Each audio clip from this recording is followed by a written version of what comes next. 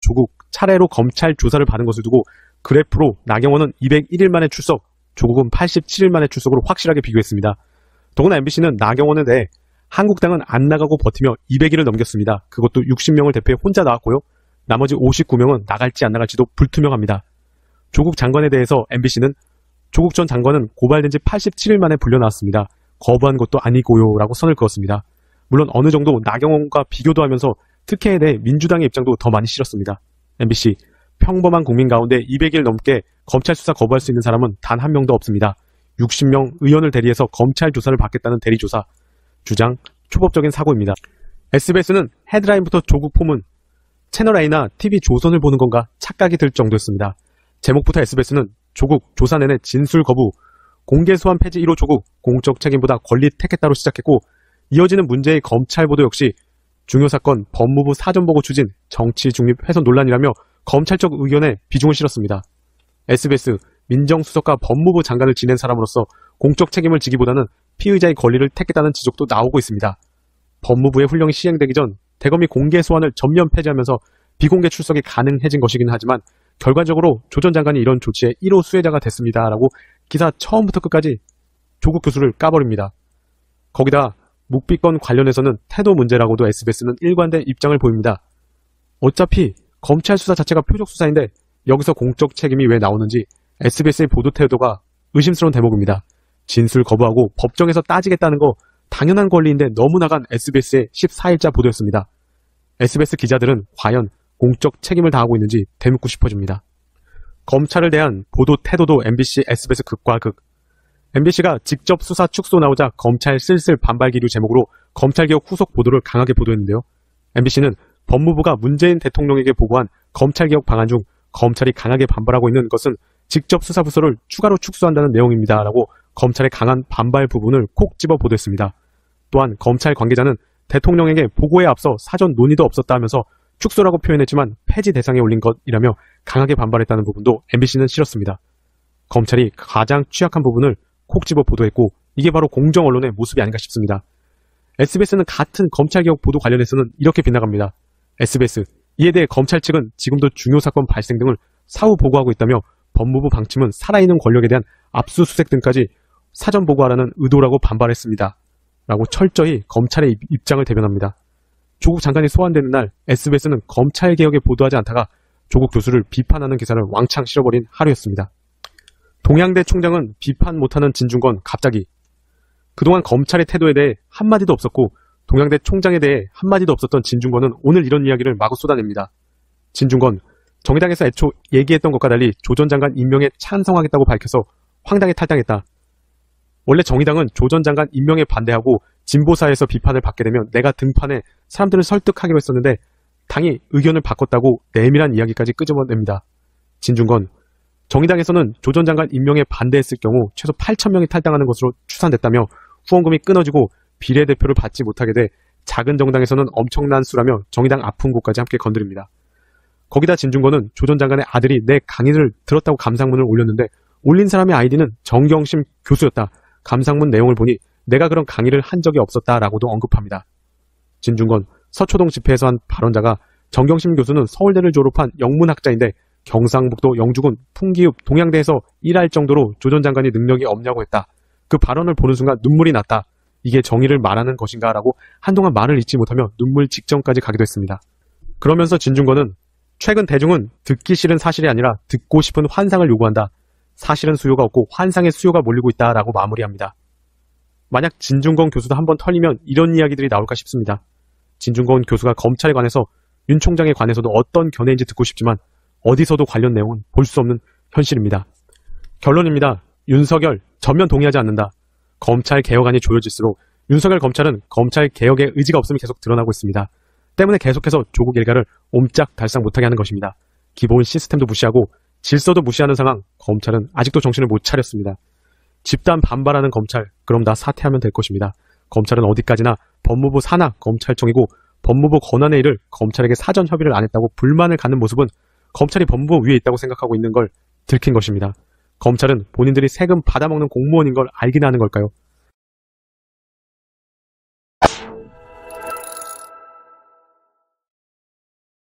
안녕하세요. 스페셜 경제 김영록 국장입니다. 공간과 논쟁 정책센터소장 장성철입니다. 네, 반갑습니다. 축하합니다. 축하합니다. 빵빠라빵빵. 빵빵, 뭐가 축하죠? 구독자가 1000명을 넘었잖아요. 1000명이 넘었습니다. 드디어 6개월 만에. 감사합니다. 감사합니다. 네네네. 감사합니다. 이제 먼저 이 방송하기 전에 이현주 의원님과 민영삼 원장님, 민영삼 TV 구독자 여러분께 감사의 말씀 전하겠습니다. 감사합니다. 열심히 하겠습니다. 네, 열심히 하겠습니다. 자, 오늘 굉장히 또 큰 이슈가 있습니다. 네. 네. 조국 법무부 장관이 이른바 조국발 검찰개혁을 발표하고 또 피해 사실 공표와 관련해서 개혁 의지를 내세웠는데요. 이 속내가 뭡니까? 아니, 먼저 이 개혁이라는 단어에 대해서 우리가 다시 생각을 해봐야 돼요. 이게 맞습니다. 조국이 하는 게 검찰 개혁인가? 라는 거에서 생각을 해야 되고 네. 세간에 이런 좀 네. 얘기가 있어요. 어떤 뭐냐면 얘기입니까? 우리 정치권에서 회자됐던 것 중에 하나가 도대체 안철수의 새정치가 뭐냐? 그렇죠. 도대체 너 좀 새정치가 뭔지 좀 얘기를 해라, 구체적으로. 새정치. 말만 했잖아요. 그렇죠, 새정치, 말만 새정치. 했죠. 네. 근데 지금은 조국이 얘기하는 검찰 개혁은 무엇이냐? 검찰 개혁안을 내놔봐라. 라고 많은 사람들이 얘기를 하고 했어요. 있죠. 네. 그랬더니 고작 네. 내놓은 게 네 가지. 네 가지예요. 네 가지. 네, 이야기해 보십시오. 말씀드려요? 네네. 첫째, 네. 형사사건 공개 금지 규정을 만들겠다. 둘째, 네. 피의자 검찰 출석 공개를 금지하겠다. 아. 이거는 뭐냐면 포토라인 세우는 거 있죠. 포토라인. 많이 네. 옛날에 노무현 대통령 네. 썼고 박근혜 전 네. 대통령 썼어요. 이명박 대통령 썼죠. 그렇죠, 다 네, 썼죠. 다 썼죠. 네. 네. 그 다음에 셋째, 네. 언론에 공개되는 수사 내용은 네. 민간이 참여하는 공개심의위원회에서 결정한다. 그러니까 이거는 또 민변 애들 데려다가 그냥 지들 마음대로 하겠다는 얘기예요, 한마디로. 그러니까 민면에서 결정하면 그 언론에 공개하고 네. 민면에서 결정 안 하면 공개하지 않는다. 예. 이상하네요. 이게 더 웃긴 게 있어. 이거 네. 하면서 뭐냐면 장관 등 네. 공적 인물인 경우 네. 예외적으로 이러이러한 뭐 범죄 사실이 있다, 피의 사실이 있다라고 실명을 공개를 해요. 네. 그것도 금지시키겠다는 거야. 장난 아닙니까 지금? 장관이 누구예요, 지금? 조국 장관. 치잖아. 웃긴 사람이야. 그래서 그리고 네 번째는. 넷째는요. 네. 법무부 장관이 검찰이 아니면 검사가 수사 내용을 네. 유포하거나 네. 뭐 알려주면은 네. 그 검사를 감찰할 수 있는 규정을 신설하겠다는 거예요. 그러니까 이건 뭐예요? 자기 관련된 여러 가지 피의 사실을 어떤 검사가 얘기했어요. 그럼 그 사람을 감찰하겠다는 거야. 그러니까 기자나 저기 언론인한테 뭐 발설하면 감찰하겠다는 거 장난하는 겁니까? 검사들이 이래요. 뭐냐면 티타임 통해서 기자들에게 이제 알려주기도 브리핑을 하고 하죠. 예, 티브리핑. 그런 것들을 없애겠다는 건데 이것은 한마디로 뭐냐? 조국이 얘기한 검찰 개혁안은 조국 사건 공개 금지 규정이에요. 맞습니다. 이런 아주 정말 웃긴 짓을 하고 있어요. 지금 당장 그 오촌 조카 조봉동 씨가 구속영장 발부돼서 영장 심질 심사를 받고 있죠. 그 다음에 조국 부인이 이제 조만간 이제 검찰에 불려 나올 텐데, 그리고 조국 장관도 어차피 검찰에 한번 나올 것 같아요. 가야죠. 네. 근데 이제 검찰에 가서 안 나왔으면 좋겠어요. 네. 그렇지. 그냥 거기서 있으면 좋겠다. 구속영장 바로 발부돼서. 아무튼 결국은 자기 수사, 조국 가족 수사에 대해서 언론에 공표하지 않겠다. 뭐 그거네요. 자기 와이프를 위한, 자기 와이프에 의한, 뭐야? 자기 와이프 뭐냐 또 그게 또 뭐, 포도피프 뭐 그런 거 있잖아요. 그냥 자기 야야. 와이프, 자기 가족들을 위해서 이런 가족들. 규정을 만들다고 하면서 검찰 개혁이라는 아주 말도 안 명분을 되는. 내세우는 건데 이건 한마디로 법무부 장관으로서의 권한을 휘둘러 가지고요. 직권남용이네요. 자기 사건에 대한 혐의를 덮고 네. 노골적으로 검찰 수사를 방해하는 것이다. 방해하는 겁니다. 라는 강력한 의혹이 네. 제기되고 있습니다. 그 전에 앞전에 이제 법무부 장관 되자마자 법무부 감찰국장하고 그 법무부 차관이 만나가지고 대검 차장하고 반부패 부장 만나서 윤석열 총장을 제외한 수사팀을 꾸리면 어떠냐 이런 얘기했지 않습니까? 그 사람도 검찰 조사 받아야 돼요. 받아야 되다니. 그 네. 의식 있는 시민단체에서 고발했거든요. 고발했습니다. 당연히 이제 대경에서 대강해가지고 맞아야죠. 수사할 거야. 웃기는 거야, 그러니까. 법무부 차관과 감찰국장 이런 사람이 검사 출신 아니에요? 이 사람들? 검사 그렇죠. 출신인데? 검사 출신이죠. 검사 출신인데 검사한테 수사를 받아? 진짜 한 번도 경험을 해보지 못한 나라인데 네. 이게요, 참 이 조국 장관이 철면 피고 위선자라는 위선자고, 게 철면 또 피고. 드러난 사건이에요. 왜냐면 맞습니다. 지금 얘기한 이 네 가지의 개혁안 규정은 네. 전임 박상기 법무부 장관이 네. 다 원래 마련해놨던 거예요. 그렇죠. 마련했다가 그랬는데 반발도 있고 아니 반발도 있고 어. 조국 후보자 의혹 사건이 나오니까 이거 발표하면은 괜히 오해받겠다. 오해받겠다. 그러니까 이거는 발표를 좀 미뤄야 되겠다라고 생각을 해가지고 박상기 전 법무부 장관은 발표를 안 했던 건데 맞습니다. 조국은 장관이 되자마자 그냥 이것부터 지금 시작한다는 거예요. 이것부터 하는데 또 웃기는 건 문 대통령이 추석 메시지의 가장 핵심 키워드로서 뽑은 게 공정입니다. 공정. 한 공평. 나라. 공평. 공정. 아니 이게 공평한 나라, 공정한 나라입니까? 근데 이제 이거 조론한불이에요. 조론한불. 이제 조국 장관이라고 하기 싫은데, 하여튼 네. 조국 장관이 네. 이 어떤 공직자로서 자세가 기본적으로 안 되어 있다라는 것도 우리가 다시 알아볼 수가 있어요. 뭐냐면, 네. 본인이 얘기했잖아요. 피의 사실이 공포돼가지고, 그 뭐 혐의자들이 되게 인권이 침해받는다. 라고 얘기를 했는데, 네. 자기가 민정수석 때, 네. 우리 변창훈 검사 기억나세요? 국정원에서 파견됐던 변창훈 검사가 뭐 국정 농단 뭐 이런 거 농단했다. 관련해서 네. 검찰 수사를 아주 극악하게 받아서 맞아요. 자살한 사건이 있어요. 네. 그리고 이재수 장군 기억하세요? 이재수 장군. 기무사령관으로서 기무사령관.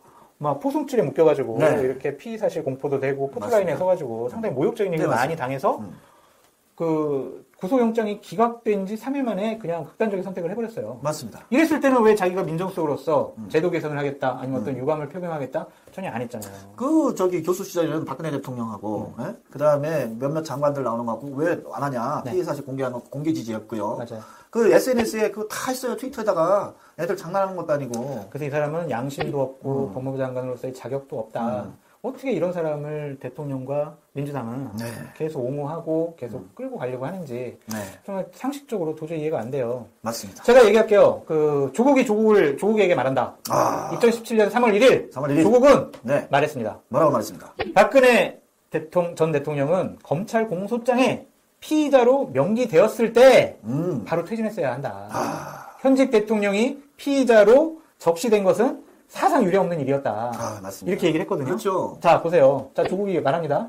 자, 검찰 기소장에 부인 정경심 씨를 기소하는 검찰 기소장에 조국은 피의자로 되어 있다라고 한 언론사에서 단독 취재했어요. 단독 취재했습니다. 자기도 피의자예요.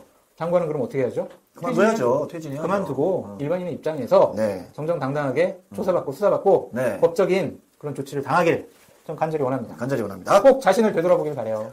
트위터 쓴 거 제발 좀 보세요. 본인 쓴 거. 근데 이게 있어. 조국 장관이 좀 뭐라고 해야 되나? 그 제정신이 아니다? 그럼 이렇게 하면은 미친놈이 되니까 이렇게 얘기하면 안 되고 좀 상식적이 아니다? 상식이 아니다. 라는 게 본인 입으로 얘기한 게 있어요. 하나. 뭐 있어요? 인사청문회 때 기억나요? 네. 저는 자유주의자면서 사회주의자입니다. 라고 그러니까 얘기했어요. 자유주의자면서 어떻게 사회주의 같은 말이 성립이 안 되지요? 그게 무슨 말인지 알아요? 무슨 말입니까? 저는 하나님 믿으면서요, 부처님 믿어요. 이거야.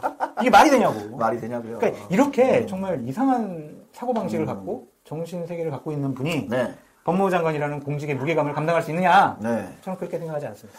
그렇습니다.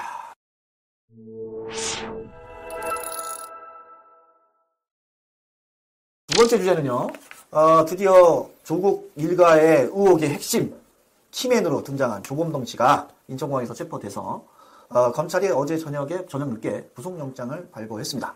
오늘 좀 있으면 영장 신질 심사를 통해서 구속이 될 거냐 말 거냐 이렇게 될 것 같은데 될 것 같아요. 네, 장 소장님 어떻게 생각하세요? 될 것 같아요. 왜냐하면 뭐 LCCNC나 그 네. 코링크 코링크 P P. 거기에 있던 바지 사장들이 네. 그냥 당신들은 주범이 아니야. 그리고 자백 다 했으니까 구속시킬 필요도 없어. 네. 하고 판사가 내보내줬잖아요. 내보내줬어요. 네. 그럼 결국엔 그 말이 뭐예요? 세번 씨, 자, 주범을 잡아와라. 주범 잡아봐라. 주범 잡아오면 구속시킨다라는 그런 뜻이거든요.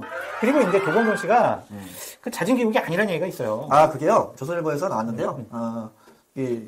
그 체포조가 갔대요. 가가지고 얘기를 설득을 해서 데리고 왔답니다. 일각에서는 필리핀이다, 일각에서 괌이다 이렇게 얘기를 하는데 확실치는 않습니다만은 제일 중요한 건 이 체포조가 검사를 동행한 체포조가 발동이 돼서 가서 데리고 왔다라는 게 일각의 주장입니다. 그러니까 지금 조범동 씨가 이틀 동안 조사를 받았는데 묵비권을 행사하지 않았대요. 그러니까 이 말은 뭔지 알아요? 술술 다 분 거야. 다 분 거야. 왜 불었냐면 이 친구가 34살이잖아요. 37이죠. 34살인데? 37으로 나오죠. 만원 내기 합시다. 네, 34살인가요? 어쨌든 네. 만원 내면 제가 쏠게요. 네. 이 사람이 겁을 먹은 거지. 그걸 먹은 거지. 자기가 다 뒤집어쓰게 생겼어. 저는 검찰 수사를 7번 받아봤거든요. 7번이나 받아봤어요. 전 중수부에서 받아봤는데 야. 와, 가면은요, 아주 사람 취급을 하네요. 인간적인 모멸, 모욕감부터 시작해가지고, 또 물어보는 것도 되게 그냥 정교하게 여러 가지 많이 물어보는데, 거기에 대해서 묵비권을 행사 안 했다는 것 자체가, 네. 나는 뭐 있는 그대로 다 얘기를 하겠다라는 것과, 네. 또 하나는, 잘못하면 내가 주범으로 몰려가지고 난 진짜 네. 오래 살겠네. 네네네. 그러니까 이거는 사실대로 밝혀야 되겠다라고 결심을 한 것 같아요. 그렇죠. 근데 이제 검찰에서는 세 가지예요. 중요한 혐의를 세 가지 가지고 영장을 쳤는데 하나는 자본시장법 위반. 자본시장. 그다음에 횡령과 배임. 횡령과 배임이죠. 그다음에 증거인멸 교사. 교사. 이 세 가지인데 딱 걸렸어요. 딱 걸렸죠. 이거는 구속이야 바로. 근데 조범동이 어쨌든 뭐 체포조가 가서 설득을 했든 뭘 했든 조국 후보자였을 때 네. 인사청문회에서 우리 사촌 조카, 오촌 조카가 기록해서 조카. 검찰 조사 받았으면 좋겠다라고 본인이 얘기했잖아요. 그렇죠. 본인이 얘기한 대로 되는 거 보니까 뭐 말 잘 듣네요. 뭐 1년에 한두 번 보는 사이가 아닌 것 같아요. 1년에 한두 번도 아니래. 그래서 어쨌든 영장이 되고 나면 결국에는 다음번 스텝은 뭐냐? 조국 장관의 부인 정경심 씨를 소환조사할 수밖에 없어요. 네, 소환조사하는데 정경심 교수가 이 병원에 입원했대요. 아프다고. 입원하고. 이게 상투적인. 그러니까 이 범죄 혐의자들이 아주 상투적인 아주 기본적인 그 사안 거쳐서 가는 거죠. 그리고 변호사도 14명이나. 대규모. 돈이 많으니까. 자, 오늘 방송 네. 여기서 마치겠습니다. 다음 편을 기대해 주시기 바랍니다. 기대해 주십시오. 내로남불과